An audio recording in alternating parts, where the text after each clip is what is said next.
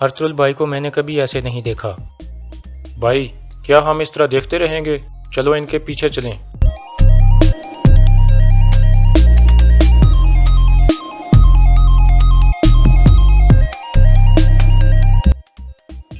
अपनी तलवारें फेंक दो। मेरा तुम्हारे साथ कोई मसला नहीं है, मेरा मसला अर्तुल है। मैंने कहा तलवारें फेंक दो।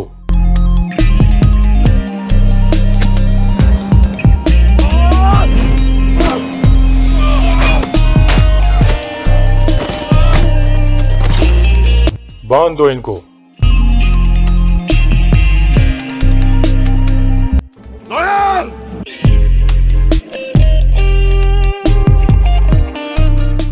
अस्सलाम वालेकुम नाज़रीन। इस किस्त के आगाज़ में मेहमान खाने में नोयान गोंजागुल के कमरे में दाखिल होता है और उसकी खूबसूरती की बहुत तारीफ़ें करता है। गोंजागुल पूछती है, तुम क्या चाहते हो मुझसे? नोयान कहता है, कल मैं शहजादा शाहीर से निपट लूँ, फिर मैं तुम्हें लेने आऊँगा, मेरा इंतज़ार करना। यह कहकर वो बाहर निकल जाता है। अगले दिन कबीले में एक जिरगा शुरू होता है जिसमें सिपाहियों के कमांडर और हिजरत करने के मसले पर बातचीत होनी थी। हैमा खातून जिरगे वालों से मुखातिब होकर कहती हैं, गुंदोगदो आपसे कुछ कहना चाहता है। फिर गुंदोगदो कहता है, इंशाल्लाह बहुत जल्द मैं अपनी वालदा के साथ अर्जरुम एक डॉक्टर के पास रवाना हो जाऊंगा, क्योंकि हकीम अर्तुक ने मुझे ये मशवरा दिया है। मेरे बाजू की हालत ठीक नहीं है, इसलिए इस सूरत हाल में कबीले की सलामती के लिए मैं सिपाहियों के कमांडर की जिम्मेदारी से सुबकदोश होता हूँ। फिर हैमा खातून कहती हैं, अगर आप लोग इजाज़त दें तो मैं नए कमांडर का इंतखाब करना चाहती हूँ। तुजदेकिन कहता है, मैं अर्तुल को सिपाहियों के कमांडर के तौर पर देखना चाहता हूँ, अगर वो कबूल करे तो। जिरगे वाले सब लोग इस बात की तायीद करते हैं और कहते हैं, ये एक बेहतरीन फैसला है। अर्तुल कहता है, आप सबका शुक्रिया कि आपने मुझे इज्जत दी, लेकिन मेरी कुछ और जिम्मेदारियाँ हैं जो मैं पहले पूरी करना चाहता हूँ।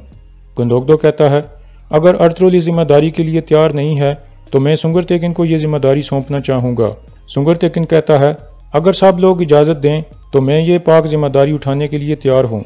इसके बाद जिरगे के सब लोग कहते हैं कि यह भी सही फैसला है, हम सुंगर तेकिन को कमांडर बनाना चाहते हैं। इसके बाद हैमा खातून सुंगर तेकिन को नया कमांडर बना देती हैं और उसे मुबारकबाद देती हैं। इस दौरान सिपाही बुआज भी जिरगे के अंदर मौजूद था और ये सब कुछ देख रहा था। दूसरी तरफ नोयान अपने डेरे पर उलू बिलगे से कहता है, वक्त आ गया है उलू बिलगे, अर्तुल, उसकी बीवी और उसका बच्चा सब आहिस्ता आहिस्ता मेरे जाल में फंसते चले जाएंगे। सुलेमान शाह के खेमे में मौजूद हर शख्स को मेरी तलवार का सामना करना पड़ेगा। उलू बिलगे पूछता है, और सादतदीन कोपिक? नोयान कहता है, उसे सोचने दो कि मेरी लगाम उसके हाथ में है। एक दिन उसे समझ आएगी कि वो मेरे घोड़े का खुर भी नहीं है, जब मैं इंतकाम के लिए उसका सर काटूंगा। उलू बिलगे कहता है, कोई भी नोयान को धोखा देकर जिंदा नहीं बच सकता। फिर नोयान कहता है, आज रात के लिए दावत का इंतजाम करो, हमारे पास एक कीमती मेहमान आ रहा है। दूसरी तरफ जिरगे में गुंदोगदो कहता है, अब मुनासिब वक्त है कि हम हिजरत के बारे में बात करें। मेरे ख्याल में हमें आहलत जाना चाहिए, क्योंकि वहाँ के जरखेज पहाड़ हमारे मवेशियों के लिए बहुत फायदेमंद हैं और वहाँ हमारी तिजारत को भी फरोग मिलेगा। ये सुनकर जिरगे के लोग उसकी बात पर रजामंदी का इजहार करते हैं। तुजतेकिन भी कहता है, यह सही फैसला है।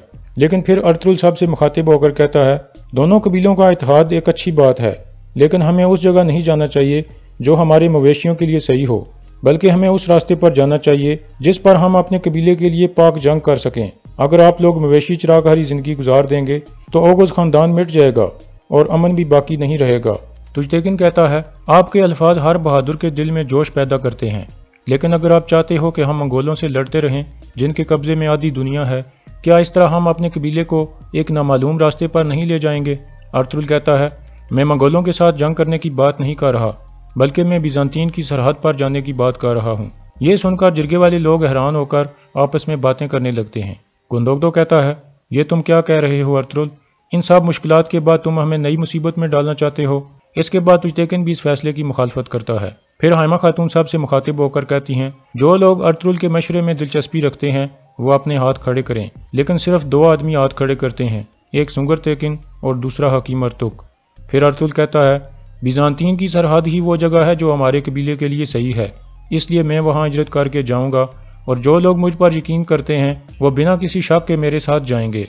ये कहकर अर्तुल जिरगे से बाहर निकल जाता है। इसके बाद अर्तुल अपने घोड़े पर सवार होकर गुस्से में कबीले से जाने लगता है।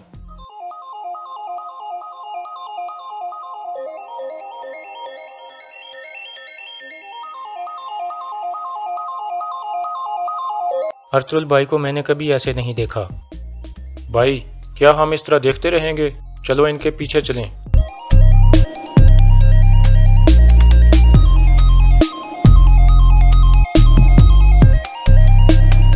इसके बाद अर्तुगरुल के तीनों साथी भी अपने घोड़ों पर सवार होकर अर्तुगरुल के पीछे रवाना हो जाते हैं। दूसरी तरफ अर्तुगरुल का भाई दुंदार और हलीमा का भाई शाहिर अपने मुहाफिज सिपाहियों के साथ एक जगह पहुंचकर रुके हुए थे।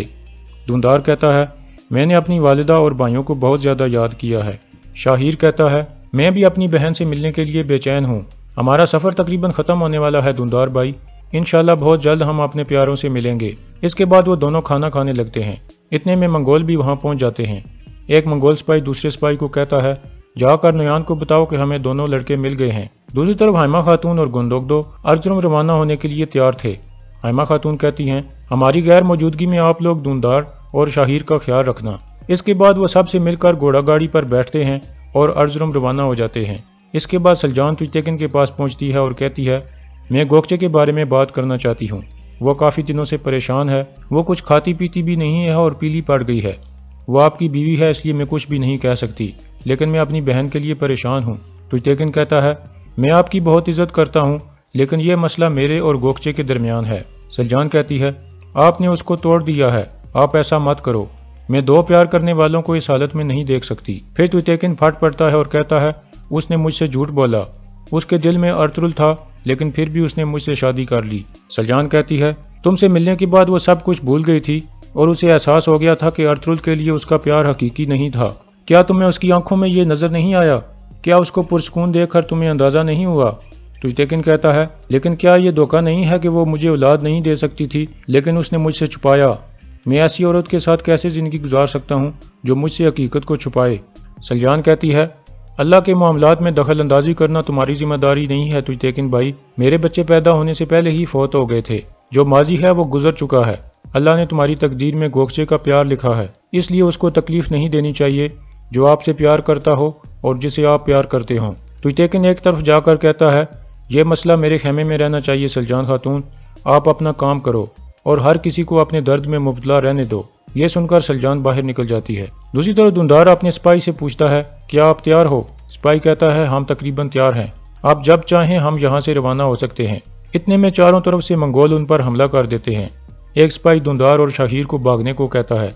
इसके बाद वो दोनों चंद सिपाहियों के साथ एक तरफ चले जाते हैं, जबकि बाकी सिपाही मंगोलों से लड़ने लगते हैं। एक सिपाही कबीले की तरफ भागता है ताकि इस हमले के बारे में जाकर बता सके, लेकिन इस दौरान एक मंगोल उसे तीर से निशाना बनाकर जख्मी कर देता है। नुयान और उलू बिलगे भी वहां पहुंच जाते हैं। नुयान भी कबीले के सिपाहियों को मारने लगता है और वहां मौजूद सब सिपाही मारे जाते हैं। फिर वह सब मंगोल दुंदार और शाहिर के पीछे भागते हैं। आहिस्ता आहिस्ता दुंदार और शाहिर के तमाम मुहाफिज सिपाही मारे जाते हैं और वो दोनों अकेले रह जाते हैं। फिर एक तरफ से नुयान आवाज देता है, तुम नुयान का मुकाबला नहीं कर सकते, अपने हथियार फेंक दो। दुंदार शाहिर को कहता है, हम हथियार नहीं डालेंगे शाहिर, अगर हमने ऐसा किया तो हम मारे जाएंगे। शाहिर कहता है, मैं भी हथियार डालने के बारे में नहीं सोच रहा दुंदार भाई। फिर एक तरफ से नुयान सामने आता है और दोबारा हथियार फेंकने को कहता है। इतने में मंगोल सिपाही भी चारों तरफ से उनको घेरे में ले लेते हैं। दूसरी तरफ अर्तुगरुल जंगल में पहुंच गया था। इतने में वो एक घोड़ा देखता है जिस पर कबीले का सिपाही जख्मी हालत में पड़ा था। अर्तुगरुल जाकर उसे घोड़े से उतारता है। वो सिपाही अर्तुगरुल को बताता है, जाकर दुंदार और शाहिर की मदद करें, वो खतरे में हैं। अर्तुगरुल पूछता है, किसने किया ये? सिपाही कहता है, नुयान ने। यह कहकर वो शहीद हो जाता है। अर्तुगरुल फौरन अपने घोड़े की तरफ भागता है। दूसरी तरफ नुयान दुंदार और शाहिर के करीब आ गया था। अपनी तलवारें फेंक दो। मेरा तुम्हारे साथ कोई मसला नहीं है, मेरा मसला अर्तुगरुल है। मैंने कहा तलवारें फेंक दो।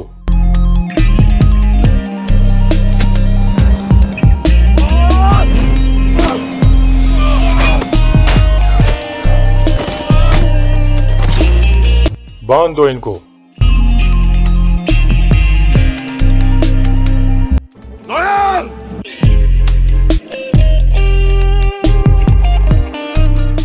इस तरह अर्तुगरुल वहां पहुंच जाता है और नुयान को ललकारता है और यहाँ इस किस्त का इख्तिताम हो जाता है।